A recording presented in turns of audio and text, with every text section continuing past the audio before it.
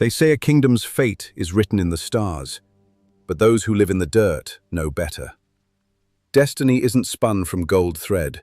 It's forged in freezing mud, in the desperate, quiet space between a final breath and a stranger's mercy. In a world where the law dictates that the highborn and the lowborn must never cross paths, survival sometimes demands you break every rule. There's a rumor, whispered in the taverns of the capital, that those who hear this tale to the very end uncover a secret about power and mercy that permanently changes how they view their own lives. If you are brave enough to walk the shadows of the forest with us, hit that subscribe button, settle in, and let's find out if the rumors are true. The Blackwood did not welcome visitors. It was a damp, unforgiving expanse of ancient oaks and creeping fog, a place where the unwary vanished and only the desperate made their home. Amber Pearce was one of the desperate. She knelt in the damp earth, her practical green wool dress absorbing the morning chill, her dark hair woven into tight, sensible braids that kept it securely out of her face. Her hands, rough from labor but remarkably steady, carefully snipped a stem of toxic foxglove. To the crown, Amber was a nameless exile, a peasant meant to die quietly in the shadows. But she possessed a sharp, clinical mind inherited from her father, Tobias. Tobias Pearce had been a brilliant physician, a man who believed healing was a right, not a privilege. His ideals had cost him everything. When the newly ascended Duke enforced his crushing taxation laws, Tobias was stripped of his land, his practice, and eventually, his life. Now, Amber survived alone, relying on the apothecary skills he had taught her and nurturing a cold, hard distrust for the nobility who had engineered her ruin. The forest was wrapped in an eerie, muffled quiet, the kind of silence that usually preceded a violent storm. Then, the stillness shattered. It wasn't thunder. It was the terrifying, high-pitched shriek of a panicked horse, followed immediately by the loud, percussive splintering of heavy timber. Amber froze. Her survival instincts screamed at her to retreat deeper into the woods, to vanish into the mist. But the physician's daughter in her could not ignore the sudden sound of suffering. Gripping her gathering basket, she moved silently through the thick undergrowth, navigating the treacherous terrain until she reached the edge of a steep ravine. Below, the fog parted just enough to reveal the wreckage. A heavy wooden cart lay overturned, its large spoked wheels shattered in the mud. Beside it, a massive destrier, a warhorse bred for battle, thrashed wildly, its eyes rolling in absolute terror. And trapped beneath the crushing weight of the saddle and the beast's shifting flanks was a man. He was unconscious, his face pale and smeared with dirt, slowly sinking into the freezing, rain-soaked mud of the forest floor. Amber hesitated, her breath pluming in the cold air. Then another sound drifted through the trees, the rhythmic, heavy thud of approaching hooves and the harsh, guttural shouts of armed men. Mercenaries. She had seconds. Defying every rule of self-preservation she had ever learned, Amber scrambled down the muddy embankment. She didn't rush the panicked destrier. Instead, utilizing her deep knowledge of the natural world, she approached with a low, rhythmic hum, a soothing vibration she used on wounded livestock. She reached out, pressing a firm hand to the beast's trembling neck, murmuring ancient syllables of comfort until the horse momentarily stilled. Seizing the brief window, Amber grabbed the unconscious man by the shoulders of his heavy coat. He was dead weight against the slippery earth, but pure adrenaline fueled her muscles. She hauled him backward, dragging his limp form out from under the beast and pulling him up the embankment, dragging him deep into a hollow concealed by thick ferns and rotting logs. She collapsed beside him, chest heaving, just as the armored riders burst into the clearing below. At their head was Captain Kalen, a treacherous commander whose reputation for cruelty was known even in the deepest parts of the woods. He surveyed the overturned cart and the empty mud with cold fury. "Find him," Kalen barked, his voice echoing through the mist. "He is injured. He cannot have gone far. Search every inch of this wretched wood." In the hidden hollow, Amber barely dared to breathe. She pulled a piece of coarse linen from her pocket and gently wiped the freezing mud and blood from the stranger's face to check his breathing. He was young, with sharp features, but it was his clothing that caught her eye. Beneath the dirt, he wore fine, dark leather and rich velvet with intricate golden embroidery, fabrics no commoner could ever afford to touch. Her eyes traveled down to his hand, resting limply against the damp autumn leaves. There, gleaming dully in the low light, was a massive gold signet ring. It bore the heavy, unmistakable crest of a crowned lion. A cold dread pooled in Amber's stomach. She stared down at the bleeding stranger, listening to the heavy boots of the kingdom's deadliest assassins crashing through the underbrush just yards away. She had risked her life to save a dying man, only to realize she had just made herself an enemy of the men hunting the very ruler who had destroyed her family. The journey back to the hidden apothecary cabin was an agonizing blur of strained muscles and raw desperation. Amber hauled the unconscious man through the deepest, most treacherous parts of the Blackwood, deliberately stepping through freezing streams and rocky outcrops to ensure Captain Caelan's hounds could not track their scent. By the time the silhouette of her small, thatch-roofed cabin emerged from the thickening fog, Amber's lungs were burning and her hands were numb. She dragged him across the threshold, kicking the heavy oak door shut and sliding the iron bolt into place. The sudden, suffocating quiet of the cabin was a stark contrast to the chaos of the forest. The air inside smelled of dried lavender, sharp wintergreen, and cold hearth ash. Her heart hammered against her ribs as she struck a flint, lighting a single oil lantern. The pale, flickering amber light washed over the stranger's body, illuminating the severity of his condition. He was shivering violently, the chill of the mud sinking deep into his bones. Amber knew that if the cold didn't take him, the internal injuries from the crushed saddle might. Moving with the practiced, clinical efficiency her father had instilled in her, she grabbed a pair of iron shears to cut away the ruined, mud-caked cloak that wrapped his broad shoulders. As the heavy wool fell away, her hands stilled. The clothing beneath the ruined outer layer was undamaged, and it defied all logic for a man traveling through the Blackwood.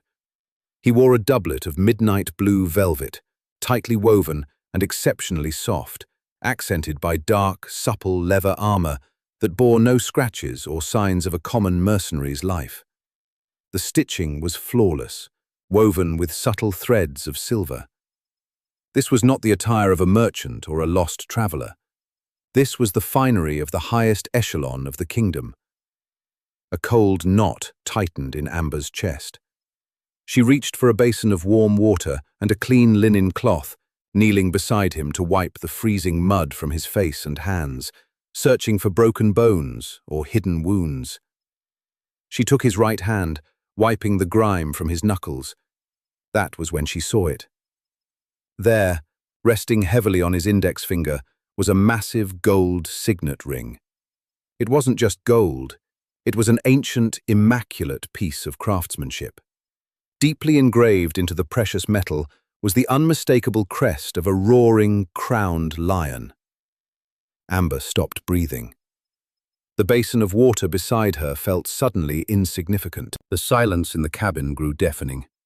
She knew that crest. Every commoner in the realm knew that crest.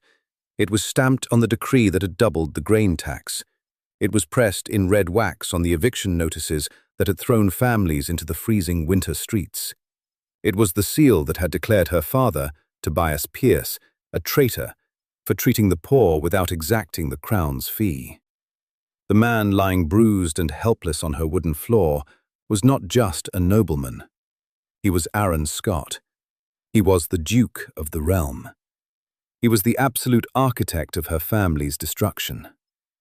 Amber stood up slowly, her hands trembling, not from the cold, but from a sudden, violently overwhelming surge of fury. She backed away from him, her eyes fixed on the man who had starved her village. She turned to the expansive wooden shelves lining the walls of her cabin, where hundreds of glass vials and dried bundles rested. Her fingers bypassed the healing yarrow and the soothing willow bark. Instead, they wrapped around a small, dark glass vial tucked into the darkest corner of the shelf. Belladonna. Deadly nightshade. She uncorked the vial.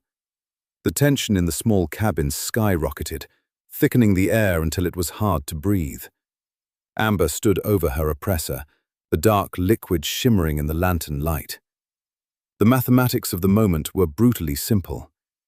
She could slip a single, lethal drop of the nightshade into the poultice she was preparing for his wounds.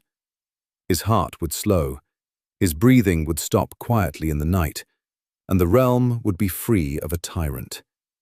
No one would ever know. Captain Kalen would find a corpse, and the Blackwood would keep its secrets. It would be justice. It would be vengeance for Tobias. She stared down at Aaron's pale, unconscious face. The power of life and death, usually reserved for kings, now rested entirely in the hands of a peasant herbalist. "You took everything," she whispered to the empty room, her voice cracking under the weight of years of suppressed grief. But as she tilted the vial over the mortar, a memory echoed in the quiet space. It was her father's voice, steady and kind, echoing from a time before the darkness fell over their lives. "We do not choose who deserves to live, Amber. We only choose to heal. If we let vengeance guide the knife, we are no better than the men who swing the swords." Amber closed her eyes, a single tear cutting through the dirt on her cheek. The war inside her raged fiercely, a violent collision between the grieving daughter and the sworn healer. With a trembling exhale, she pulled her hand back. She shoved the cork back into the vial of nightshade and slammed it onto the table. Bending, she had come to learn, was not the same as breaking. She chose mercy over murder. Working with rapid, detached precision, Amber cleaned his wounds, applied a thick, stinging poultice of yarrow and comfrey, and bandaged his ribs tightly. But before she covered him with her warmest woolen blankets, she picked up his right hand one last time. She grabbed the heavy gold signet ring, twisting it sharply off his finger. She walked to a loose floorboard beneath her apothecary table, dropped the crowned lion into the dark cavity, and sealed it shut. When the Duke awoke, he would be no one. Consciousness returned to Aaron Scott, not with the gentle waking of a high-born lord, but with the brutal, splintering pain of crushed ribs. He groaned, his eyes fluttering open to an unfamiliar ceiling of rough-hewn timber and dried thatch. The air was thick with the sharp scent of wintergreen and smoke, vastly different from the perfumed halls of his palace. As the fog in his mind cleared, the horrific memories of the ambush slammed into him. The sudden volley of arrows, the screaming destrier, and the chilling sight of Captain Kalen sitting safely atop his mount in the mist, watching his duke fall. Betrayal. Aaron instinctively reached for his right hand, his breath hitched. The heavy gold signet ring, the absolute proof of his bloodline and authority, was gone. Stripped of his guards, his wealth, and his royal seal, he was entirely vulnerable in a hostile forest. When the heavy wooden door creaked open and the young woman in green wool stepped inside, Aaron made a calculated decision to survive. He masked the commanding authority in his voice, introducing himself simply as Aaron, a traveling merchant from the eastern trade routes whose caravan had been ruthlessly attacked by bandits. Amber paused by the hearth, holding a bundle of dried sage. She looked at him with those sharp, clinical eyes that gave away precisely nothing. She did not scream. She did not accuse him. She simply nodded, accepting the lie with a chilling calmness. And so, the silent game began. If Aaron expected the lingering comforts of an invalid, he was violently mistaken. Amber did not pamper the man she knew to be her oppressor. As soon as he could stand without tearing his stitches, she put him to work. The Duke of the Realm, a man whose hands had only ever held a gilded quill and a polished sword, was handed a heavy iron axe. He was forced into the grueling rhythm of peasant survival, chopping dense firewood in the freezing mist, grinding tough, unyielding roots in a stone mortar until his knuckles bled, and hauling heavy buckets of water from the icy creek. Every muscle in his body screamed, but Amber offered no pity, only a cold, silent expectation. Yet, the true character twist lay in Aaron himself. A lesser nobleman would have complained, demanding better treatment or revealing his rank in a fit of arrogant rage. But Aaron was a ruler, possessing a deeply observant mind. As he silently endured the grueling labor, he began to watch. He watched the desperate, hollow-eyed villagers emerge from the Blackwood shadows, seeking remedies at Amber's door. He saw a weeping mother offer a handful of mouldy, frost-bitten turnips in exchange for willow bark to save her feverish child. He watched an old man, his hands crippled by untreated frostbite, beg for a salve because he could no longer pay the crown's exorbitant hearth tax to keep a fire burning in his home. Aaron stood in the shadows of the cabin, an axe loose in his blistered hands, as the brutal, ground-level consequences of his own reign unfolded before him. These were not abstract numbers in his royal ledger. These were the people his draconian taxation laws were starving. The absolute certainty he had always held about his right to rule began to deeply, painfully fracture. One evening, after a particularly harsh day of labor, the cabin was quiet, save for the crackle of the hearth. Aaron sat across from Amber, watching her carefully mend a torn cloak. The guilt he had been quietly accumulating suddenly demanded a voice.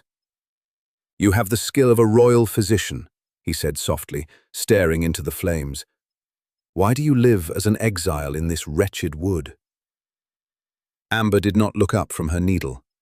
Her voice was steady, void of theatrical emotion, which only made the words cut deeper.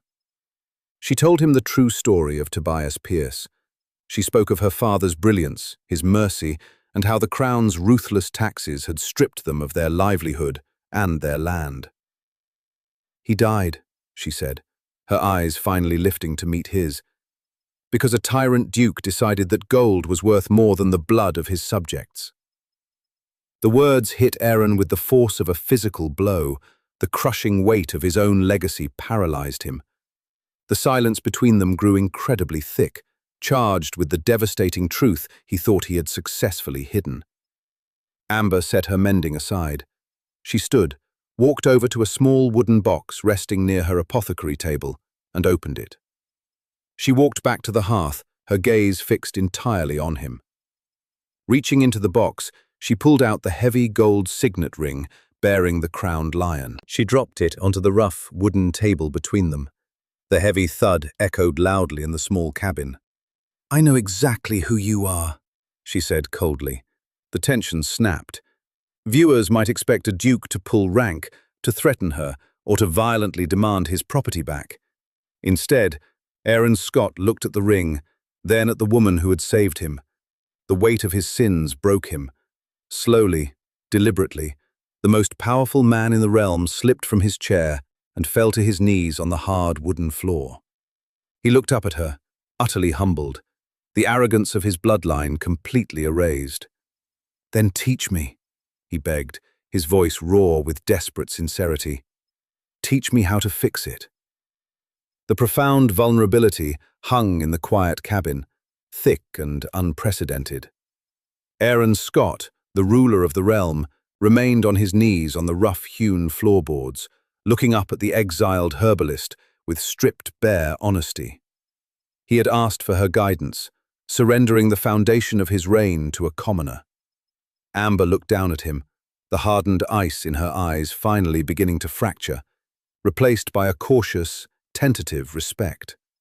She opened her mouth to speak, to finally bridge the vast, impossible chasm between their worlds.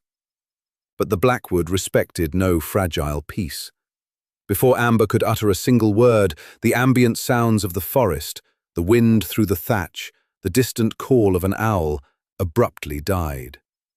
It was an unnatural, suffocating silence. Then came the unmistakable, guttural baying of a tracking hound, followed by the heavy, rhythmic snapping of dry branches. Captain Kalen's mercenaries had finally found them. The violent reality shattered the stillness. Aaron's royal instincts instantly overrode his injuries. He snatched the heavy iron wood-chopping axe resting by the hearth, ignoring the agonizing scream of his fractured ribs. He stepped protectively in front of Amber, his jaw set with the ruthless determination of a duke preparing to slaughter his enemies to defend his territory. But Amber grabbed his arm, her grip shockingly strong, and forcibly shoved him backward into the shadows of the room. "What are you doing?" Aaron hissed, gripping the axe. "They will kill you for harboring me. I will not let you die for my throne." "You can barely breathe, let alone swing that axe," Amber retorted, her voice a fierce, commanding whisper. She did not cower. Her eyes were alight with a cold, terrifying calculation. "In your capital of stone, you are the duke. You give the orders. But out here, in the damp and the dark of the Blackwood, I am the commander. Do exactly as I say, or we both die." Aaron stared at her, stunned by the sheer, unyielding authority radiating from a woman possessing no title. Slowly, he lowered the axe, yielding the floor to her. Moving with lethal efficiency, Amber bypassed her healing herbs for the most dangerous tools in her apothecary. She swept 3 small, tightly bound leather pouches from the top shelf and grabbed a coil of braided hemp rope. She pushed Aaron toward the concealed root cellar beneath the floorboards, demanding he stay hidden. But Aaron refused the dark. He positioned himself near the cracked rear window, gripping the axe, refusing to take his eyes off her as she slipped silently out the back door into the creeping fog. Outside, Captain Kalen and 6 heavily armored knights broke through the tree line, their swords drawn, their massive destriers snorting in the cold air. They surrounded the small cabin, confident in their overwhelming brutality. From the dense thicket of the woods, Amber snapped a dry branch. The sharp crack echoed like a gunshot. "There!" Kalen roared, spotting the flash of her green wool cloak deep in the mist. "Take her alive! She knows where he is!" The knights spurred their warhorses forward, abandoning caution for bloodlust, charging directly into the terrain Amber had spent years mastering. She did not run blindly. She glided, like a phantom, through the gnarled roots and sinking earth, leading the armored cavalry away from her home and straight into the treacherous, deep bogs of the eastern Blackwood. As the first horses plunged into the seemingly solid ground, the earth gave way. The heavy destriers sunk to their knees in the freezing, sucking mire. Panic erupted. Knights cursed, spurring their trapped beasts. It was then Amber unleashed her trap. With swift, practiced motions, she triggered the hidden snares she had laid months ago for wild boars. Thick vines and ropes snapped upward, tangling the horses' legs and sending 2 knights crashing violently into the mud. Before Kalen could order a retreat, Amber hurled the leather pouches into the center of the chaotic formation. They struck the earth and exploded. A violently noxious cloud of crushed puffball mushrooms, laced with dried stinging nettle and pepper powder, bloomed into the air. The knights dropped their swords, tearing at their helmets as the herbal smoke burned their eyes and throats. They were utterly blinded, coughing violently, terrified of an enemy they could not see. Their heavy, impenetrable plate armor, the ultimate symbol of their military superiority, became a deadly anchor, dragging them deeper into the suffocating bog. They were completely neutralized, defeated not by steel, but by the forest and the cunning of a single woman. From the shadows of the tree line, Aaron watched the devastating display. He stood frozen in absolute awe. He had commanded armies of thousands, led by the most educated generals in the realm, yet he had never witnessed such brilliant, ruthless, tactical mastery. This common herbalist possessed more courage and fierce loyalty than his entire royal guard combined. As the sounds of the incapacitated mercenaries faded into desperate groans, the immediate threat evaporated. Aaron knew he was finally safe to begin the arduous journey back to the capital to reclaim his stolen throne. But as he watched Amber emerge from the mist, her chest heaving, victorious and unbroken, a profound realization washed over him. He could not leave things as they were. He could not return to being the man he was, and he absolutely could not leave her behind in the shadows. Months had passed since the damp fog of the Blackwood had hidden a dying ruler. The setting was now vastly different, replaced by the suffocatingly wealthy, gilded expanse of the royal court. Towering marble pillars and silk banners bearing the crowned lion framed the massive throne room. Aaron Scott, having reclaimed his rightful seat of power, sat upon the dais. He wore the heavy velvet of his station, the gold signet ring once again resting on his hand. The chamber was packed with the realm's elite, the air thick with whispered politics and expensive perfumes. The Council of Lords waited with bated breath, fully expecting the Duke to announce his betrothal to a neighboring noblewoman to secure his political borders after the recent rumors of an assassination attempt. A heavy, echoing thud silenced the murmuring elite. The grand doors of the hall swung open, pushed back by the royal guards. The court held its collective breath, expecting a foreign princess draped in imported silks. Instead, the figure who crossed the threshold made the entire room fall dead silent. It was Amber Pearce. She had not compromised her identity to enter his world. She wore no restrictive corsets or borrowed royal finery. Instead, she was dressed in an elevated, striking version of her practical attire, a masterfully tailored gown of deep forest green wool, accented with subtle silver embroidery that mimicked the curling ferns of the Blackwood. Her dark hair was woven into a complex, tight braided crown. She did not shrink under the burning stares of 100 aristocrats. She walked down the center aisle with the unshakable, terrifying dignity of a woman who had faced death and won. Aaron's eyes locked onto hers, and the hardened facade of the Duke melted instantly. He stood up, shocking the assembled nobility, and stepped down from his elevated dais. Before he reached her, Aaron stopped. He turned his piercing gaze toward the edge of the crowd, where Captain Kalen stood nervously among the military elite. "Guards!" Aaron's voice cracked through the silence like a whip. "Seize him!" The royal guard instantly surrounded the treacherous captain. Before Kalen could draw his blade, Aaron publicly detailed the bloody ambush in the forest, exposing the commander's treason to the stunned court. "Strip him of his rank, his lands, and his title," Aaron commanded coldly. "Let him rot in the darkness he tried to leave me in." Kalen was violently disarmed and dragged screaming from the hall, his betrayal finally punished. The air in the room was suffocatingly tense. Aaron turned his back on the terrified aristocrats and looked at his council. He raised his right hand, the heavy gold signet ring catching the light from the chandeliers. "For centuries," Aaron's voice resonated through the grand hall, powerful and silencing, "we have believed that this gold and the blood in our veins makes us inherently superior. We have believed it gives us the right to crush those beneath us." He lowered his hand. "I lay dying in the freezing mud of a forgotten forest, and my gold bought me nothing. My title did not save me. I was saved by the mercy of a woman my own laws had exiled. True nobility is not inherited in a palace. It is not found in signet rings or bloodlines.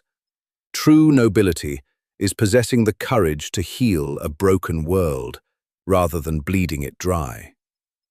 A collective gasp rippled through the lords and ladies as the absolute ruler of the realm turned his back on them entirely. Aaron walked the remaining distance to Amber. In front of the entire stunned court, the proud Duke bowed his head to the common herbalist. "By my absolute decree, the crushing taxation laws of the past are dismantled, effective immediately," Aaron announced, his eyes never leaving Amber's. Then he extended his hand. He did not order her, he did not claim her. He simply asked, "I cannot rule this realm alone, Amber Pearce. I need your wisdom. I need your defiance. Marry me, not as a subject, but as my ruling equal." Amber looked at the man before her. She didn't see the tyrant who had destroyed her past. She saw the man who had chopped wood in the freezing mist, the man who had fallen to his knees to learn a better way.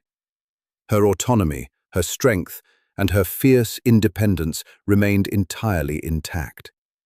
With a soft, knowing smile that illuminated the vast hall, Amber reached out and took his hand. It was the ultimate proof that the greatest strength a ruler could possess was never a sword, but mercy. I'm so curious where this journey took you today. Drop your city or country down in the comments. If you love stories that flip the script and break the rules, hit that subscribe button, share this video, and ring the notification bell so we can keep exploring these worlds together.